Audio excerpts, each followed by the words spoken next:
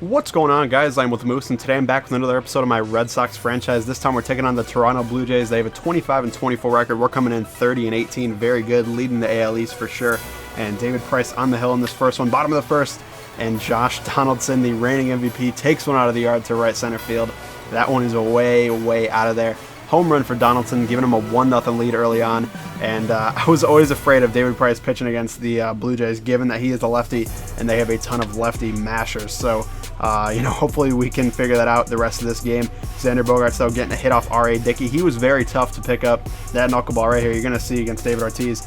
That is just moving like crazy, and it's hard to track. It's hard to, figure out, especially in a franchise game. In online, it's a little bit easier, but in franchise, a little tougher. Right here, Xander Bogaerts, he was off with the pitch, goes to third. I thought he was out, but somehow the ump's calling him safe. I'll take it. So we got first and third with two down. Travis Shaw, he hangs R.A. Dickey hangs a knuckleball right there, and we get a single, a base runner, and another run right there. So it's 1-1. Brock Holt trying to make some more damage happen. Almost gets it through the hole, but not quite. Dickey covering, and he gets the final out of the inning. But we did tie it up. I'll take that for sure. Always got to love that. But then Edwin Encarnacion, the next inning, bottom of the fourth, he takes one out of the yard this time. And like I said, these righty killers, him, Jose Bautista, and Josh Donaldson, and Troy Tulowitzki, all just kill lefties. And that's why I'm afraid of pitching with them, or pitching to them with David Price on the hill. It makes it a lot tougher because you really got to be on your game. And Edwin Encarnacion making it happen right there. Here we go, bottom of the ninth, or top of the ninth, I should say. Big Papi taking one to left center field. I thought this one had enough juice on it. Not quite, though, at the wall. That's going to be a fly out, second out of the inning. And Hanley Ramirez, last chance. High fastball, was not ready for it, especially with that heat. And he strikes out to end the game. So R.A. Dickey pitched a great game for him. 7 1/3, only 1 earned, 5 Ks. David Price still pitched pretty well. Only 2 runs given up. Unfortunately, they were 2 home runs. Only had 5 strikeouts, so hopefully we can get that number up in the next game. But not a huge deal. Coming to the next game though, right away. 30-19 now, still a great record. We would like to take at least one here in Toronto though. Obviously, that'd be great to take one off the division rivals. Especially a team that is likely going to be in the chase. I believe right now, obviously, they're only 26-24, so they're not super in the chase, but David Ortiz trying to make sure they're still not. He takes one out of the yard to right field. That one's in the second deck, a huge home run for Ortiz, his 21st of the season. He is just killing everybody right now. He's so locked in, and pretty much he cannot do any wrong at the current moment. He is just mashing everybody. Then Jackie Bradley Jr., top of the second inning now, looking to match Ortiz, this time to left field. That one's out of here, giving us a 3-0 lead, so very nice start with Clay Buchholz on the hill. We're looking for a good victory here, a nice bounce-back game after that unfortunate loss in the first game of the series. Marcus Stroman upset with himself there, of course. Here we go, though. Clay Buchholz, he just could not reach that one, and Dustin Pedroia could not get Pilar at first, a speedy Pilar getting on in the fourth inning. Here we go, Encarnacion. He's up next. He crushes one to right center field. Moving over with Jackie. I honestly thought this was gone. I don't know what I was doing. It hits off the wall. I misplay it completely with Jackie. Of course, Pilar scoring with 2 outs. He was going off contact.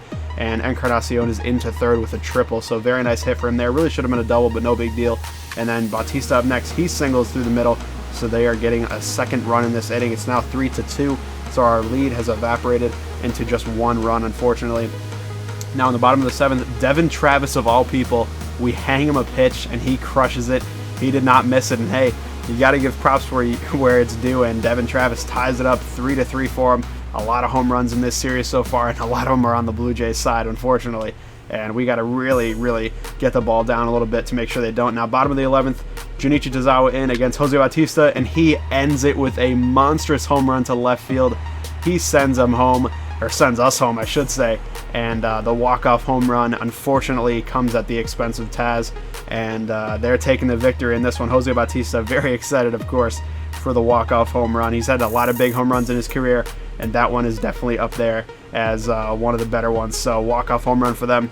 They're taking game 2 of the series. We really should have probably won this one.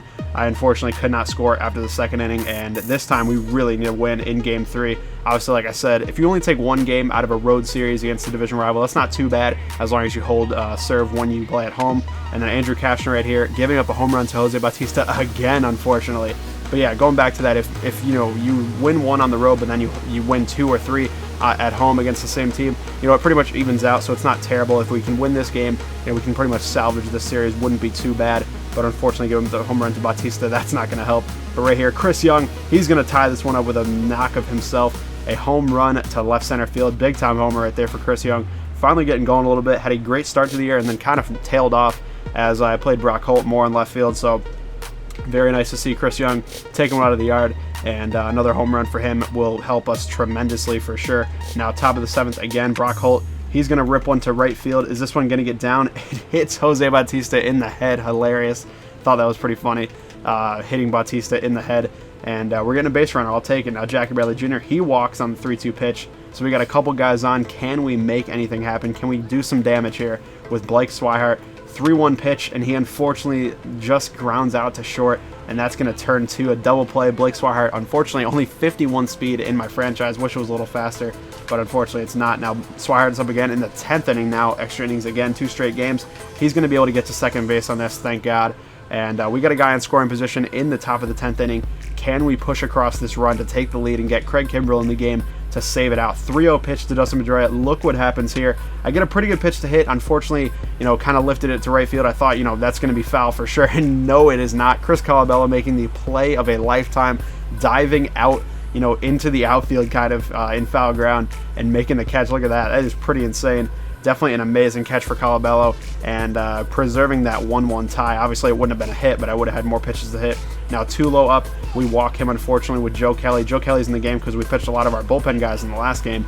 So Kelly's on, for a possible long relief appearance. 3-2 count to Michael Saunders, and their runners are off, obviously. Mookie Betts coming up throwing. Can he get Tulo at the plate? Just not quite. They're winning the game. Tulo with a nice slide. And unfortunately, Mookie Betts not the best throw ever, and they're taking another win, another walk-off win. So, we were close in every single game, lost by 1 in each game, but we got to be a little bit better than that. So thank you guys for watching. I hope you enjoyed it. If you did, please leave a like down below, and thank you guys for watching, and I'll see you later.